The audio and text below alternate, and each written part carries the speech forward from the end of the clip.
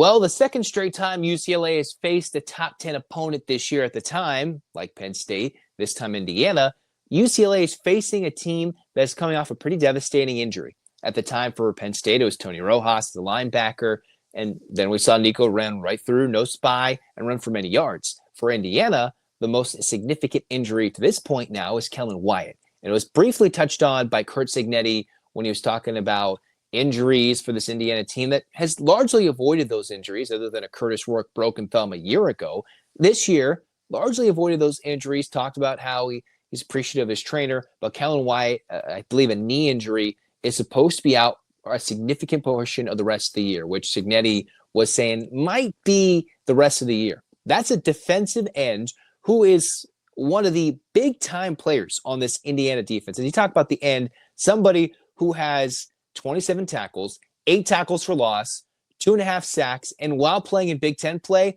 4.5 tackles for loss and 2.5 sacks in Big Ten play. All right? That's something where a transfer from Maryland, mind you, imagine that Maryland defense, who if they had Kellen Wyatt still, all right? That's how good the Maryland defense was without one of Indiana's best players on their roster. Think about that. Maryland's defense could have been even better. You got Wyatt, who comes in and is dominant for Indiana because Curt Cignetti knows how to hit the portal. And while we look at all the SEC guys, he can go see guys at the Marylands and bring in the best talent. Now, that's somebody who's out. And if you talk about keep and contain and what Nico has struggled these last couple of games to do against Michigan State and against the likes of Maryland, has been to escape. He had a huge, huge day slicing Penn State alive, running the football. 120-plus yards, couple of scores, keeping those drives alive. Indiana, one of the best teams defensively at defending the run. They top 10, top 15 in the country, a little under 90 yards per game rushing the football they allowed in this season so far. Now, UCLA, their bread and butter, has been running the football, keeping Nico upright and running the football. More so, not just exclusively Nico running the ball, it's been the running back by committee. Jalen Berger, Javian Thomas, we've seen Anthony Woods, and most recently, Anthony Frias at various times making plays in this backfield over the last few weeks. Frias with the big 55-yard touchdown run and the big run at the end of the game to set up Mateen Bagani's game-winning field goal. So for the Bruins, it's keeping with the bread and butter. It's being and out-muscling this Indiana team that Curt Cignetti says has shorter practices, wants to keep his team fresh, while it's Tim Skipper's approach that the Bruins were, I'm not going to say that they were soft, all right? He didn't use those words. Those are my words. But he talked about strain. If you read this ESPN article, the strain is the emphasis, not a one-hit wonder, upholding the professionalism from his coaching staff, upholding this new standard that they've set for themselves, that Curt Cignetti has come out and said they're a 3-0 football team. Not the 3-4, but the 3-0 football team that we've seen the last few weeks when Jerry's become the play caller, and now that Kevin Coyle has been around for 4 games since the Northwestern game. But something that caught my eye, in addition to this injury, where, yes, Nico can maybe work around the edges a little bit more if he wants to get outside, you want to get somebody running to the outside, namely Nico, if he wants to scramble outside. Then with Curt Cignetti, he said he's been watching exclusively this offense run by Jerry, all right, with Noel Mazzoni this last couple of weeks. He doesn't really watch the tape other than TV. And maybe that's some coach gamesmanship. But if that's the case, here's my idea. It's going to sound dumb considering none of those plays ever worked. But with Tino Sinceri's playbook, you wonder if you can go to 2 to 3 plays. You go back to the old offense that was just installed prior to this season in the offseason. You find the 2 to 3 best plays that can be executed by your team that haven't been showcased on tape the last 3 weeks, and you go execute those plays. Ones that I don't really know what those plays could have been, but you find something that you practice this week. You're like, I like that concept, and bring that in. Something that's a new wrinkle that the team's already practiced before. Can someone still remember that verbiage?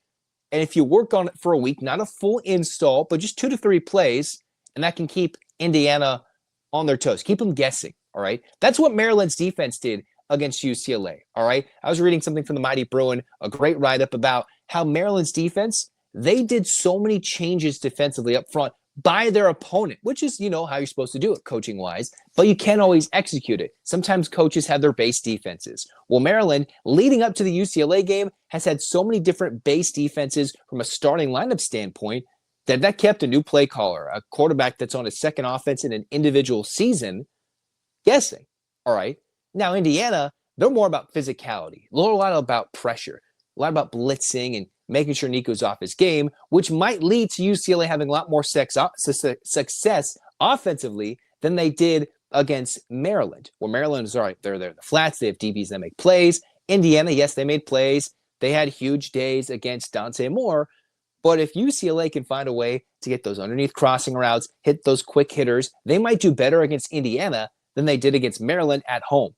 Weird to say that, but it's huge. As long as UCLA can run the football in those wrinkles, I'm pretty sure Curt Cignetti is going to be ready for any fourth down gamesmanship, any fake punts trying to be run by Tim Skipper. So the gamesmanship, I'm thinking, go back to that old playbook, pick 2 to 3 of the best plays, and all of a sudden implement those this week, something that Curt Cignetti, by his own admission, has said he doesn't really look at because that's not this UCLA team. Well, you are what your record says. Now, with Tim Skipper and Jerry Neuheisel and Kevin Coyle, that combination, 3-0, 3-1 since they've come together, depending on which guy you're talking about when they entered in as the official coach. UCLA, make that your new wrinkle this week.